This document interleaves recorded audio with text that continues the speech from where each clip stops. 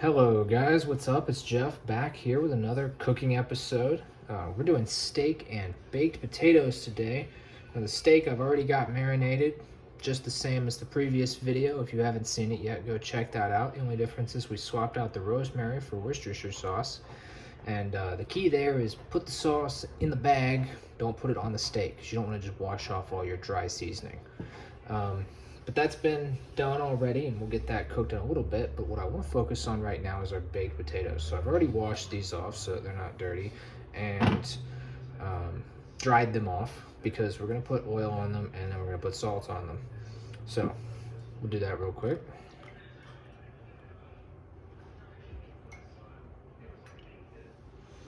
Now I'm using olive oil. You can use vegetable oil. You can use probably pretty much anything but sesame oil. Don't use that. That'll definitely burn. And I'm not using anything like extra virgin olive oil or whatnot. Just enough to give it a little bit of flavor rather than be completely bland. I'm not entirely sure why this is fine, because I know that the oil can burn at a lower temperature. I mean, at a higher temperature, right? Like olive oil can. But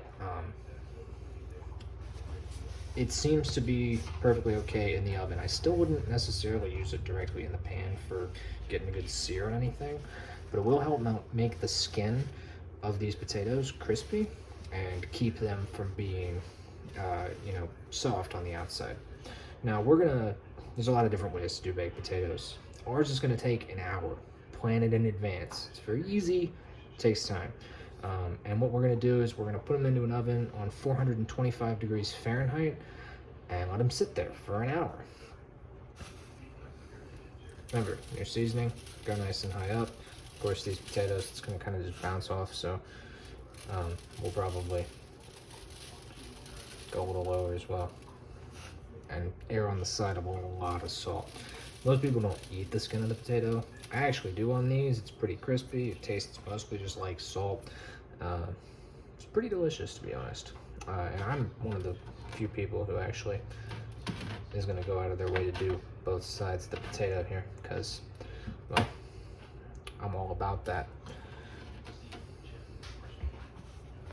Got some paper towels here to wipe my hands off. Why do I have oily hands the whole time? You can't really wash oil off your hands unless you've got Dawn dish soap. Again, shout out to Dawn every episode. Looking for that sponsorship coming in clutch one of these days. But until then, I'm just gonna keep saying it and wiping my hands with paper towels. Okay, cool. So yeah, oven's already heated. We're just gonna get these right in there and we'll check back on these in about an hour. Okay, so we're gonna go ahead and get these steaks down in these pans. I'm using two different pans because I like a medium rare steak, but my mother likes hers well done. Which honestly I shouldn't have put my steak in the pan, but whatever.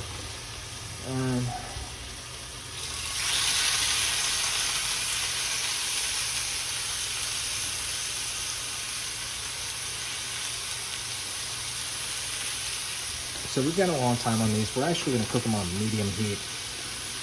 They're pretty thick, as you can see. So it's going to be a little bit longer than the last steak that we cooked. We're going to do maybe 4 or 5 minutes on each side for mine. And then for hers, because she likes hers well done, we're going to give it several times on each side. So we'll probably only go 3 or 4 minutes on each side, but we'll do it several times. That way it doesn't burn all the way. Of course, my timer's being used for my potatoes, and my phone is being used to record, so we're just going to have to take note of the time here and be astute. The other thing that we're doing here is we're cooking some bacon. That's why this extra pan is present, because we're doing some loaded baked potatoes, getting the goodies there. Now we've got bacon bits that you buy at the store that are dried bacon substitute. I don't think they're even really bacon. Well, my brother doesn't like steak, so I'm doing this to make up for the lack of the protein for him. Because to be honest, if it's not fried chicken, he's really not that interested. And you probably won't ever see me make fried chicken on here, but that is a thing that we make a lot. Well, actually, he just gets chicken tenders So Tyson frozen ones. There's another shout out for you. Get the sponsorship dollars rolling in. But yeah, so the bacon is being cooked. We put it in a hot pan on a medium heat. And that's going to make sure that it doesn't burn, but we can cook it a long time. Again, cooking is an exercise in patience. And the steaks are going also on a medium heat because we want to get it well done, but we don't want to just burn it. Again, an exercise in patience. They did all go into hot pans, and that's really important for the bacon. We didn't do any oil in our pan. You're always going to cook with some oil. There's oil in the other pans, but the bacon not so much because of all this fat here, and that's going to render down, and then that's going to be what that's going to substitute for the oil, basically. So we'll check back in when something of actual significance is happening, but for the moment, we've got potatoes waiting in the oven, steaks waiting in the pans, and bacon waiting in its pan. Okay, so we're back. It's time to flip our bacon. Our steaks. Mine here, looking to be a medium rare. We got some good sear on the one side. We flipped it over. We're gonna pretty much let it chill because this is a thick steak. It's still rare. The bacon we're gonna flip. You know what I'm saying? You'll know it's ready to flip when it flips easily, right? Of course, this is a non-stick pan, so it doesn't really stick to the pan, but it can be a little bit stubborn when, you know, it's still kind of raw and it's not quite ready to be flipped. So you get to see we're very close with all this. It just needs to cook a little bit more on the other side. This, we've flipped a couple of times. We actually turned down the temperature. It's cooking a little faster than I wanted. That's because cast iron pans get super hot. And then they stay that hot regardless kind of the temperature at play. So you got to be a little bit careful with that. But overall, those are coming along really nicely. One thing that's important to remember, I'm using 3 different pans here. I got 2 different steak temperatures. The bacon is really for something else, and I want to get it done quickly. But if you want to make this for yourself, just for you, it's easy to do it all in one pan. The bacon, you cook it off in this pan. You use that grease instead of vegetable oil for the steak, or you rinse it out and you use vegetable oil. It's up to you. It depends on whether or not you want to add that bacon flavor to your steak. And you just cook your steak in the same pan. And then the bacon, right, for just yourself, 4 or 5 pieces of bacon, you don't need to use a pound, which I will be going through. But basically, like, you get the pan going and you get your bacon done. You can use that bacon grease or not use that bacon grease. You get your steak done and you're good to go. So we can really cut this down a lot if you're cooking for an individual. Because I want to get it done more quickly for 3 people, we're using several different dishes here. And the cast iron skillets, I love using those for the steaks because every time I use those for the steaks, it adds to that seasoning of the skillet, and then that adds to that flavor of the beef that's going to come out as a result.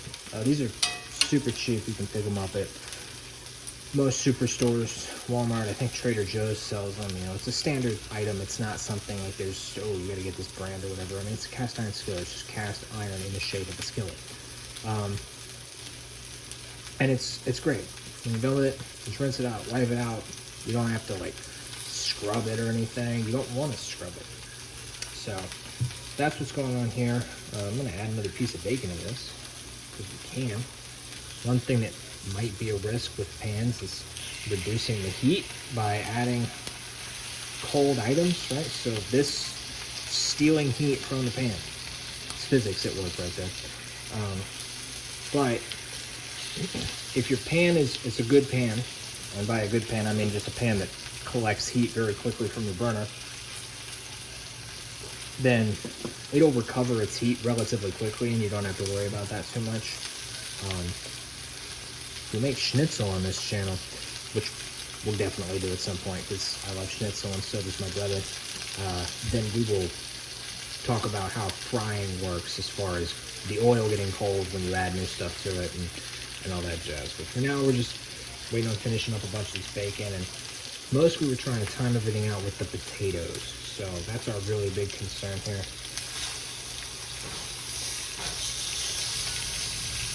My mom likes a serious char on her steaks, so this is okay. Also, it's a thick steak. It's going to require to be done a lot. We should be flipping it pretty regularly, to be honest, to get that really nice, moist all the way through without totally cooking the outside at this point. But again, she really likes the char on the outside, so I don't worry about it too much. But yeah, we'll check back in soon, and hopefully we'll be totally ready by then. Okay, everybody, so we've come to the end of what was a 55-minute timer on these potatoes. I know that's not the hour that we mentioned, but what I want to do is I want to check them, see how close they are to being done. We're trying to sync everything up with that. As you can see, we still got some bacon that's pretty raw that needs done. We can just turn the temp up on that and hurry it along.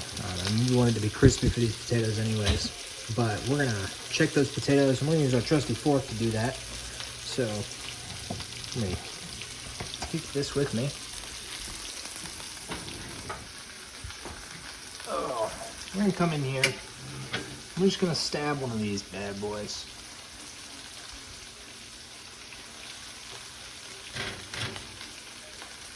Yep, comes out clean. It went in fairly easily. It was relatively soft. Ooh, so that's what we want. We're gonna give it a couple more minutes. But yeah, we're pretty much there on the potatoes, which means it's time to check this steak. Now, here's one of the cool things you can do with a well-done steak. You have to give me a perfect cutting board because we've got some onion on it still. I'm gonna go on site.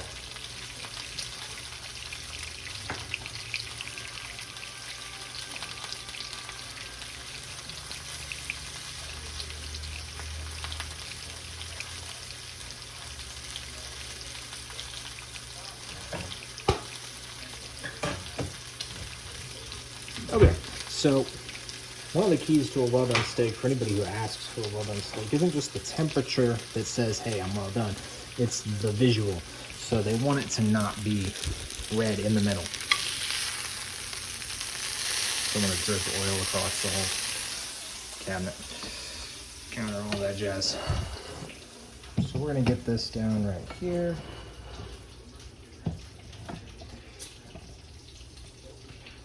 What we're going to do is what's called butterfly. Now we can do that to start, right? And that will help tremendously. But we are going to do it now to check the temperature.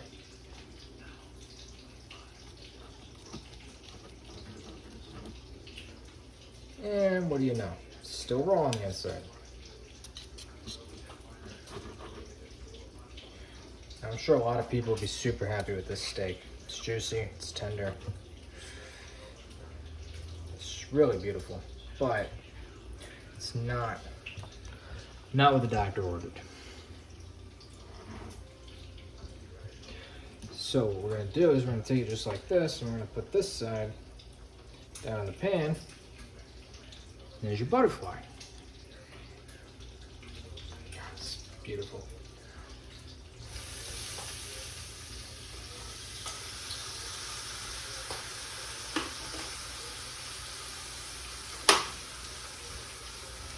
We actually put it back down in the larger pan because the smaller pan was, well, too small.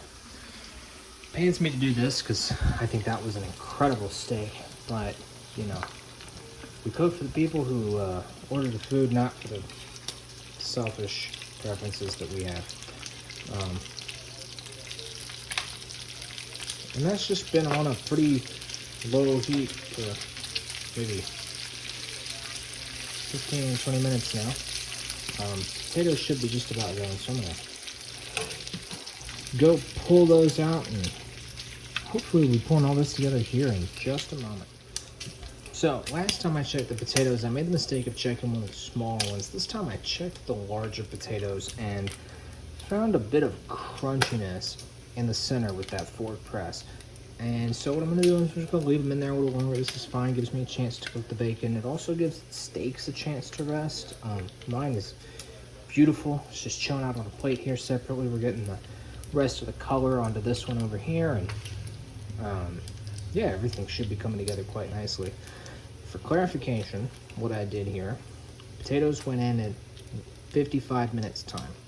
The steaks went in at around 30 minutes time, a little bit later than I would have liked. I was caught up in conversation on a medium high or a medium heat. And the bacon also went in at a medium heat. Now, if I was just cooking 4 pieces of bacon, 1 steak of that size, and the potatoes, then everything would have been totally fine. But because I got some slightly larger potatoes, cooking a couple different kinds of steak, and I'm cooking a whole pound of bacon, we're about halfway through the bacon here, and the last steak, the well done one, needs a little bit more color, and the larger potatoes need a little bit more time. So that extra 5 minutes is going to get us that color on the last steak, and it's also going to give us the rest of this bacon here. So there you go. That's all there is to it. I could show you the finished product, but I mean, we've all seen baked potatoes. The steak has already been on camera, and the bacon is the bacon. So that'll wrap it up. As always, leave your comments, questions, requests down below. Be sure to like and subscribe to support Cataclysm Gaming as a whole and to get more cool, useful cooking videos. Look forward to making new and interesting things with you guys, honestly. And until then, I'm going to make a lot of my favorites. I think next week we'll be looking at some stir fry. So keep your eyes out for that. All right, see you next time.